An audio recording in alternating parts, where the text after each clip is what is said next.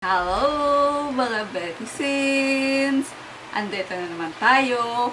Magluluto tayo ng no-bake chocolate moist cake. Yan. Ito yung mga ingredients natin. 1 cup of all-purpose flour. 1 cup ng sugar, white sugar. 1/3 ng cocoa powder, 1/2 ng evap milk, and then 1/4 na vegetable oil, and then dalawang itlog, 2 eggs, dalawang itlog na large. And then, syempre, hindi mawala ang baking soda. And then, baking powder. May salt din tayo. And then, ating vanilla extract. Optional lang to. Kung wala naman, okay lang din. Okay, so, we start our baking. Okay, pagsama-samahin mo natin yung mga dry ingredients like flour, and then the cocoa powder, and then ating baking powder.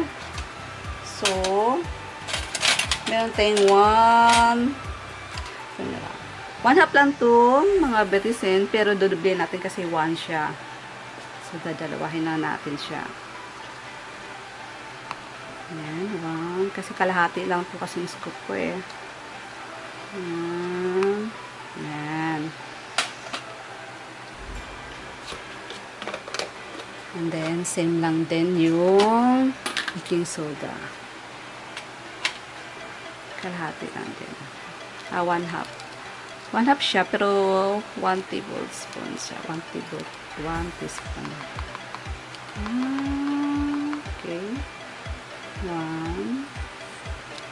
Kalahati yun. So, another kalahati. Plus 1.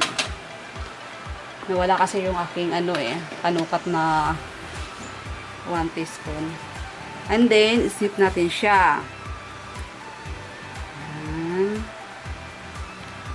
Kasi para masala yung mga buo-buo. Ayan. Okay. So, set aside na natin to. I-mix na natin.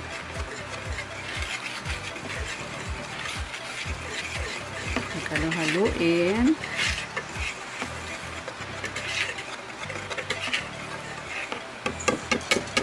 Then, isusunod natin yung ating sugar.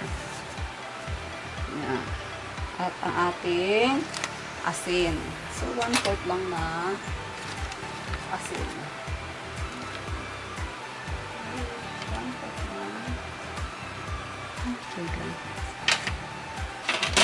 1/2 pala siya. 1/2 na asin. Yan, 1/2. Iodized salt. Kamit po.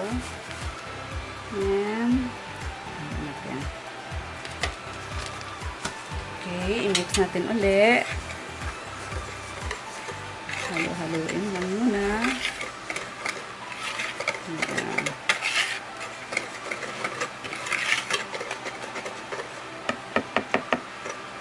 Then, isusunod natin yung itlog.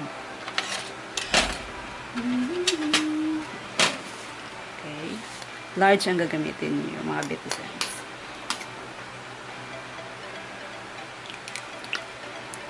So,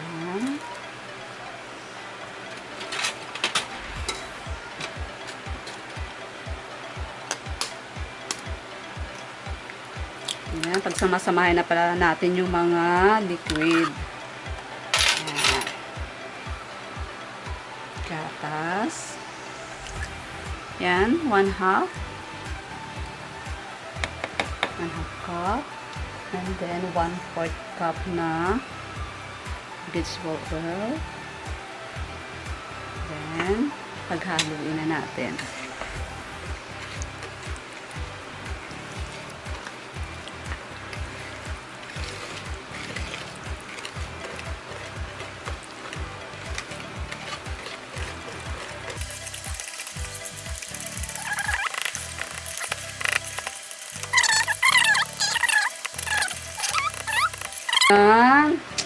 Para maging moist ang ating cake, magdagdag tayo ng mainit na water. Maglagay muna tayo ng vanilla. So, 1 teaspoon. So, kalahati din to. Gawin natin 1 teaspoon. Kalahati lang kasi siya. Nawala yung ating measurement na ano.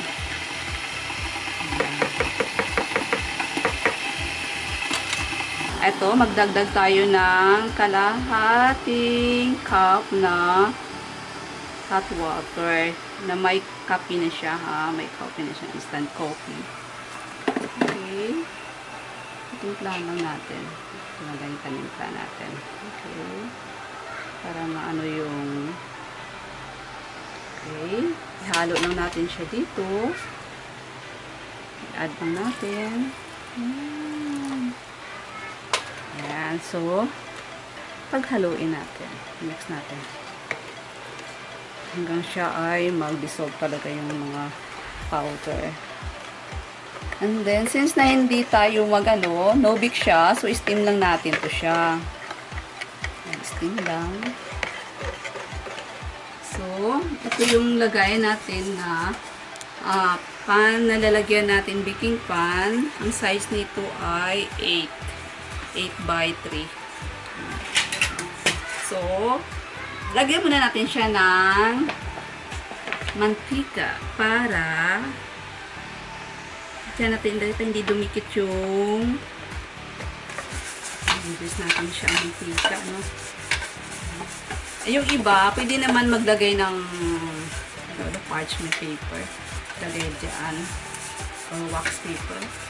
Lagay siya dyan. Pero kung hindi na ako maglalagay, pwede naman to.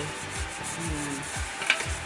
Ayan. So, lalagyan natin ng harina. Ito siya ng harina, guys. Ito yung nilagyan ko ng mantika yung pan. So, ganun lang natin siya. Ayan. Parang ayan, i-cover lang natin siya ng harina. Saka natin ilagay yung ingredients natin. So, syempre, alisin natin itong yung harina. Itaktak muna natin dito. Okay. Lagyan na natin itong ginawa natin cake. Mga ingredients natin. Ayan. Ayan. Ayan. Sakto lang talaga ito, guys. Ayan, mga betis yan. Eksakto lang ito. Ayan. Okay. Ayan. So, itaktak na siya ng pangatlong beses. 1, 2, 3. Yun. So, ilalagay na natin sa steamer. Nakaboiled na ako eh. Then, ilalagay na natin siya sa oras na mga 30 to 40 minutes. Ayan.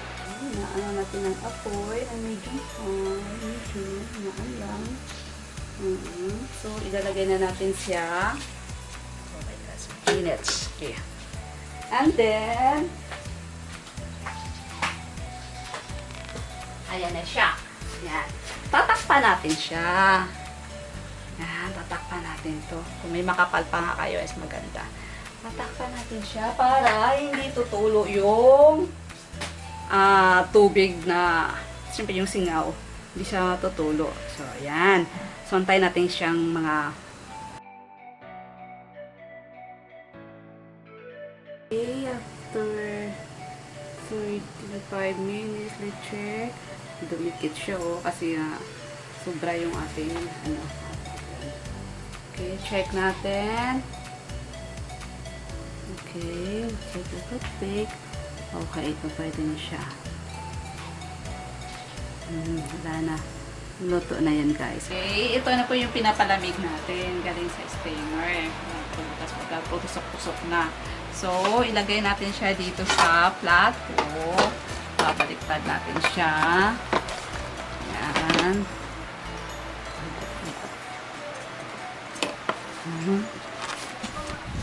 Yan. Ganyan. Ay, blatan. Sorry. Yan. So, try natin siya. Yan.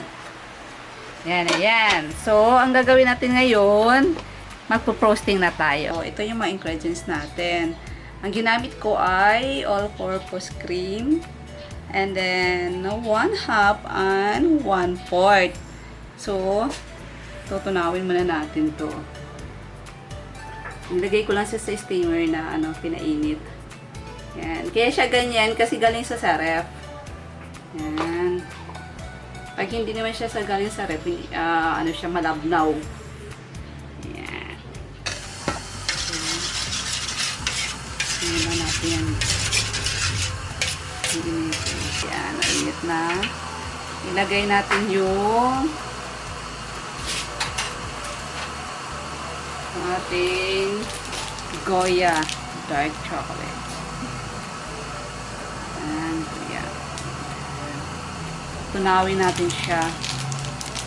Yan. Ang iba naman, ita-transfer na lang sa Goya.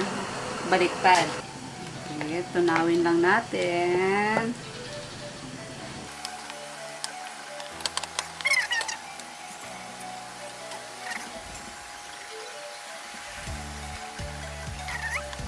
Guys, ito na po yung kanina natin na pinamelt natin. Ito na. So, ibubuhos na natin siya, ha. Ibubuhos na natin. Oops.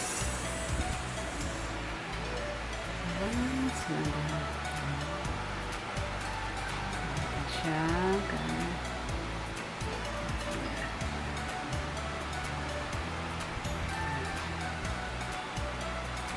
Ikutin natin siya. Ayan.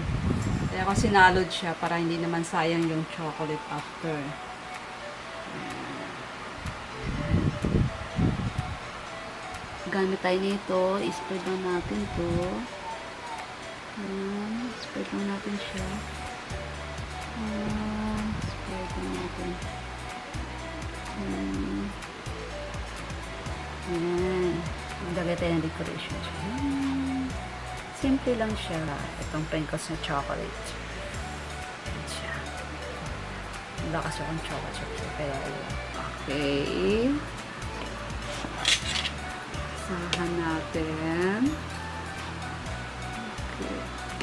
Okay. So,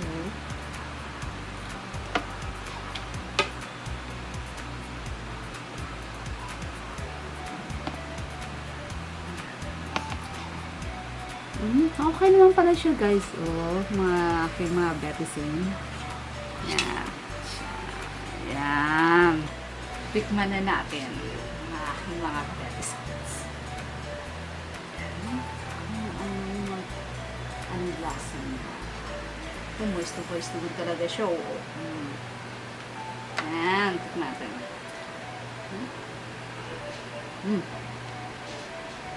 Okay. Tama lang siya. Hindi siya sobrang tamis. Tama lang talaga ang lasa. Sana na may nakukuha kayong kunting kaalaman sa akin pag-bake, sa no-bake. Kasunod naman yung bake sa oven. Sa ngayon, ito muna tayo para may kahit pa paano po ay may natutunan kayo sa kunting bagay na sangkap ng harina. Saka kunting mga ingredients. May bake, may cake na kayo. So, mga betisens, don't forget to subscribe my channel and like and share. So, enjoy eating.